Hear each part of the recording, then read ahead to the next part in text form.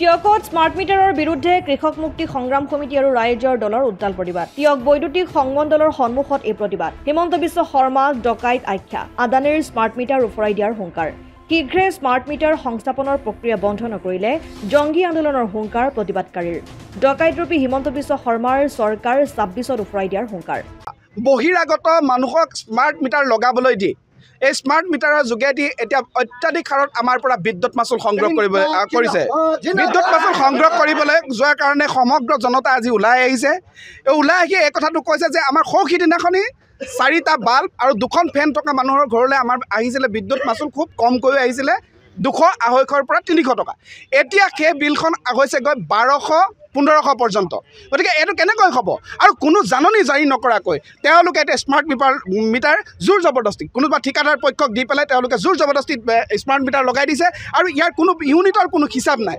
গতিকে এনেকুৱা বিসংগতিপূৰ্ণভাৱে তেওঁলোকে লৈ আৰু এতিয়া আপুনি ভাবিবলৈ আচৰিত খাব যে কাৰেণ্টটো যেতিয়া তেওঁলোকে চবে লগাই থৈ গ'ল, ঠিক আছে, কোনো গমো নাপায় কেনেকৈ ধৰণে কৰিব। দুখীয়া মানুহ যাৰ কাৰো ঘৰত এণ্ড্ৰইড মোবাইল এটা নাই আজিৰ দিনটোত, এনেকুৱা মানুহৰ ঘৰে কি জানিব যে মিটাৰটো লগাই থৈ আহিলে, লগাই থোৱাৰ পিছত মিটাৰলৈকে কাৰেণ্টটো যায়, ভিতৰলৈ কাৰেণ্টটো নাযায়। এনেকুৱা ধৰণৰ এক পৰিৱেশৰ সৃষ্টি কৰিছে। মুঠতে ডকাইতি ৰাজ চলাইছে, জনতাৰ ওপৰত শোষণ চলাইছে, লুণ্ঠন চলাইছে এই বিজেপি চৰকাৰ হিমন্ত নেতৃত্বাধীন বিজেপি চৰকাৰখনে। বাহিৰৰ পৰা আদানীৰ নিচিনা কোম্পানীক মাতি আনি স্মাৰ্ট মিটাৰৰ নামত এটা সম্পূৰ্ণ লুণ্ঠন চলাইছে।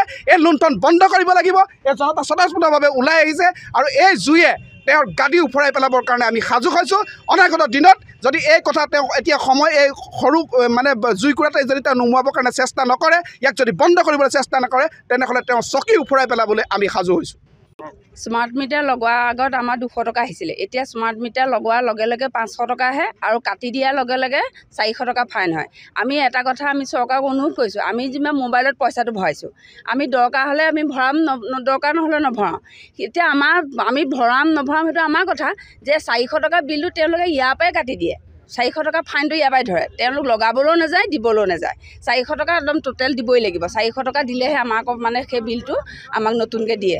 গতিকে আমাৰ 400 টকা বিলটো কিহৰ কাৰণে আহে আৰু ইউনিটটো ক'ৰ পৰা কেনেকৈ আহিছে আমি গাঁৱৰ মানুহে ইমান ভালকৈ নাজানে।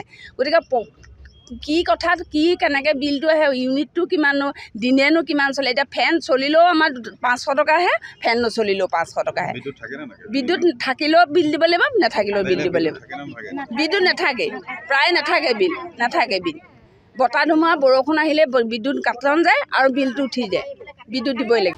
অসমাদিত্য টিয়ক। NKS হুণ্ডাইলৈ স্বাগতম। নৰ্থ ইষ্টৰ প্ৰথম GDSI 2.0 ফিচাৰ্ছ ডিলাৰ হৈছে NKS হুণ্ডাই।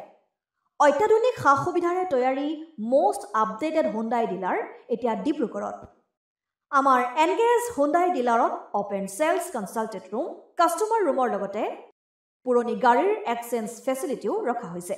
ইয়াত চেলছৰ লগতে ছাৰ্ভিচ ছেক্টৰৰ সুন্দৰ সুবিধা আছে। প্ৰয়োজনীয় সকলো এডভান্স টুলছ, হুইল বেলেঞ্চিং, এলাইনমেণ্টৰ অত্যাধুনিক machine, post hydraulic lift, fully ট্ৰেইনমেণ্ট পাৱাৰৰ লগতে nitrogen gas filling facility, fully automatic car ৱাছৰ ফেচিলিটিও আছে।